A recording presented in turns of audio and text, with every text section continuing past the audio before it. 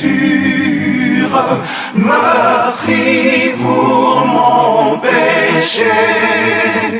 Roi tout couvert d'injures, à la croix attaché, des splendeurs éternelles, autrefois couronné, c'est d'épines cruelles que je te vois en lui.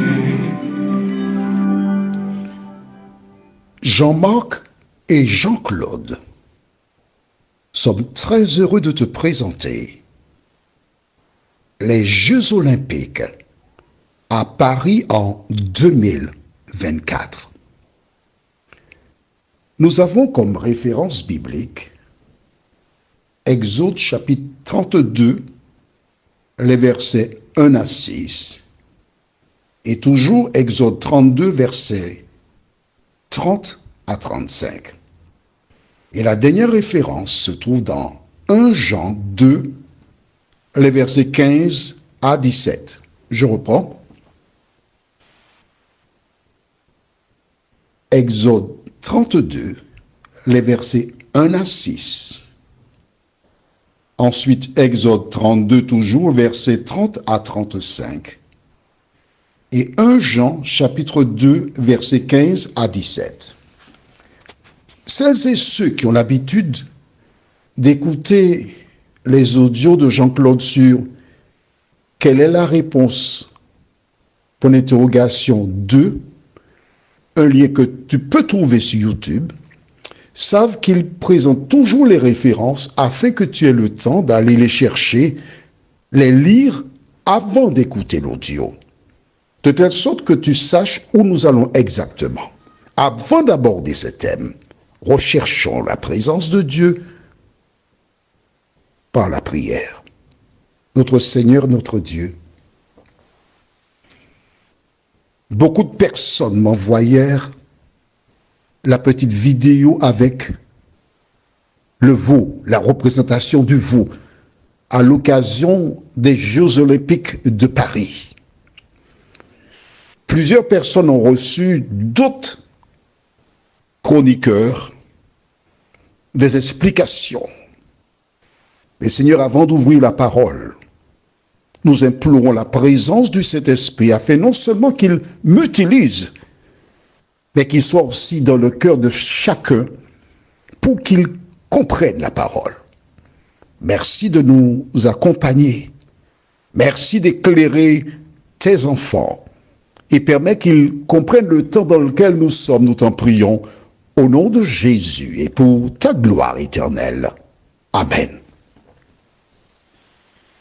Certaines personnes ne comprenaient pas ce que faisait ce veau à l'occasion de l'ouverture des Jeux Olympiques de Paris. Celles et ceux qui ont eu l'occasion de lire la Bible n'ont eu aucune difficulté de comprendre ce qui se passe.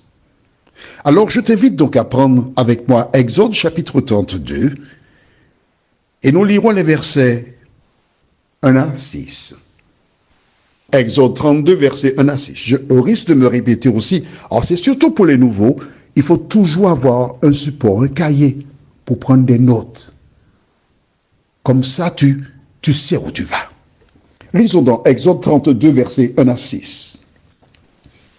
Le peuple, voyant que Moïse tardait à descendre de la montagne, s'assembla autour d'Aaron et lui dit, « Allons, fais-nous un Dieu qui marche devant nous.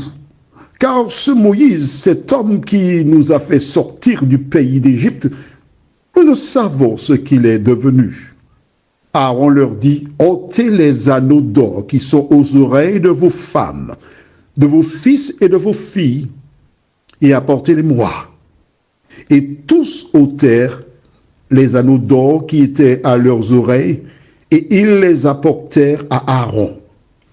Il les reçut de leurs mains. jeta l'or dans un moule et fit un veau en fonte. Et ils dirent, Israël, voici ton Dieu qui t'a fait sortir du pays d'Égypte. Lorsqu'Aaron vit cela, il bâtit un autel devant lui et il s'écria, demain, il y aura fête en l'honneur de l'Éternel. Le lendemain, ils se levèrent de bon matin et ils offrirent des holocaustes et des sacrifices d'action de grâce. Le peuple s'assit pour manger et pour boire. Puis, ils se levèrent pour se divertir. Nous nous arrêtons ici. Garde la page, ne ferme pas la page. Garde cette page-là, d'accord? Que s'est-il passé? Dieu délivra son peuple d'Égypte. Ils traversèrent la mer Rouge avec un objectif. Arriver à la terre promise par Dieu, Canaan. Aujourd'hui, le peuple d'Israël représente son histoire, c'est l'histoire de la race humaine. Dieu créa les hommes libres. Les enfants d'Israël arrivèrent en Égypte libres. Satan, trompant Ève et Adam, plaça ce peuple dans l'esclavage du péché. Un pharaon qui savait que le libérateur arriverait après la 4e génération, poussa Pharaon à mettre le peuple d'Israël dans l'esclavage. Mais Dieu avait dit à Ève et Adam dans le jardin d'Éden, ta postérité écrasera la tête du serpent, un libérateur. Et voilà pourquoi il incite à Pharaon à mettre à mort tous les enfants des petits garçons, parce que la 4e génération était là. Mais le sauveur du monde, c'est Jésus de Nazareth. C'est ainsi que Moïse fit sortir le peuple d'Israël d'Égypte. Comme aujourd'hui, Jésus est en train d'appeler ses enfants et leur dit, mon fils, ma fille, donne-moi ton cœur. Et nous, aujourd'hui, nous cheminons vers la promesse faite par Jésus qui déclara qu'il allait préparer une place pour ses enfants. Mais en attendant ce moment, Moïse monta sur la montagne rencontrer Dieu afin de recevoir les directives pour mener le peuple à bon port. Et tandis qu'il s'y trouvait, le diable incita Aaron, grand frère de Moïse, pour qu'il fasse un veau d'or. Il a fait un veau d'or. Et quand il fit ce veau d'or, il invita des femmes et des hommes à venir se prosterner devant le veau d'or. Vois-tu, lorsque tu lis la Bible et tu découvres dans Exode chapitre 20, versets 4 et 5, Dieu déclare, tu ne feras point d'image taillée, ni de représentation quelconque des choses qui sont en haut dans le ciel, qui sont en bas sur la terre. Et il ajoute, et tu ne te prosterneras point devant elle. Depuis ce moment-là, Dieu avait clairement indiqué que ses enfants, son peuple, ne pouvaient pas avoir d'idole, ni aucune représentation quelconque des choses qui sont sur la terre et en haut dans le ciel. Mais chaque fois que Dieu dit quelque chose, le diable s'organise pour inciter les hommes à faire le contraire de la parole de Dieu. Et c'est ainsi. Et quand je dis cela, je pense à Catherine du Morne Rouge, que j'ai rencontrée samedi, lors d'une visite quelque part. Vois-tu, il existe de nombreux pièges que le diable a placés devant les pieds des enfants de Dieu.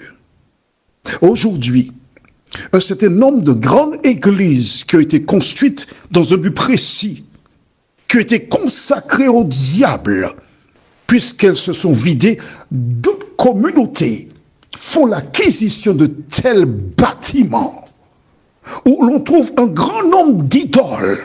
Et ces personnes viennent adorer le Créateur dans des églises où il y a des idoles, alors que la Bible déclare « fuyez l'idolâtrie ».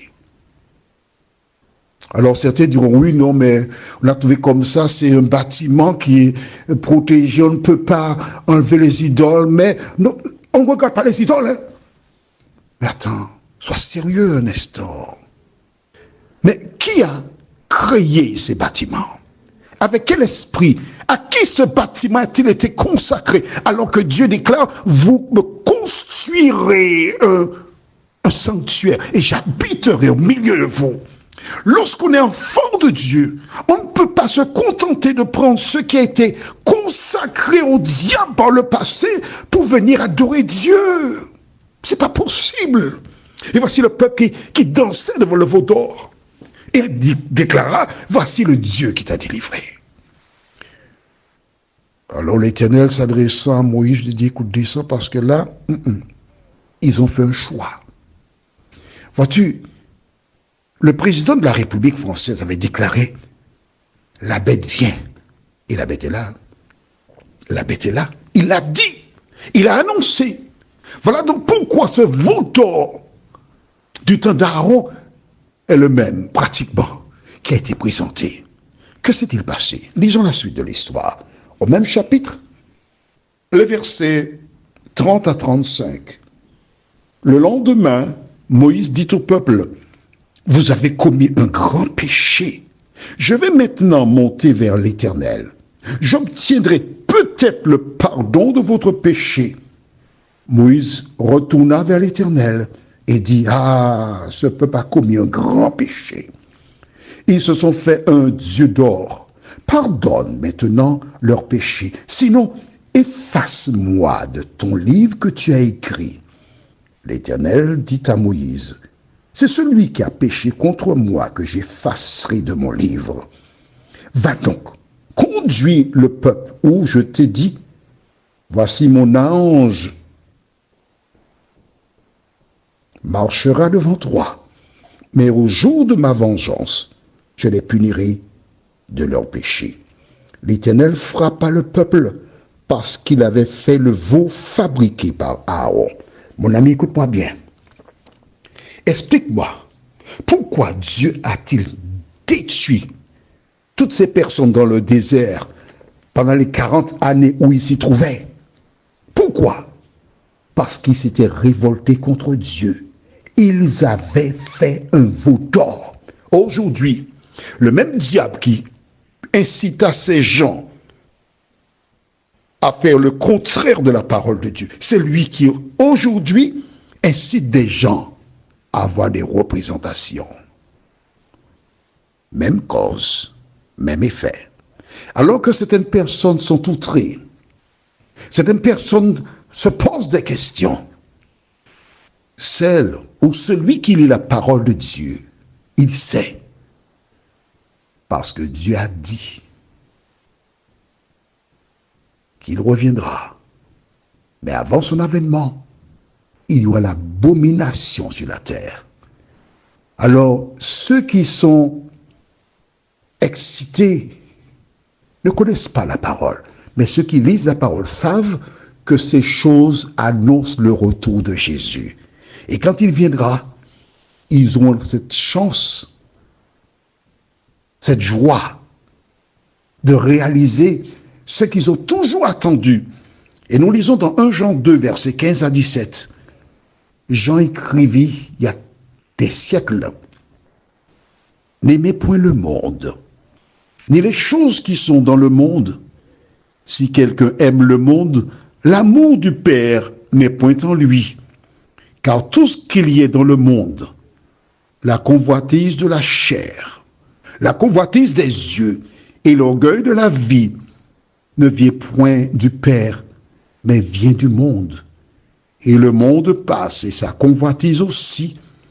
Mais celui qui fait la volonté de Dieu demeure éternellement. » Mon ami, écoute-moi bien. Si tu fais la volonté de Dieu, tu vas demeurer éternellement. Je voudrais te citer la première strophe d'un chant que j'aime énormément qui dit « Entends la voix du Sauveur qui t'appelle. Cœur oppressé, viens à lui dès ce jour.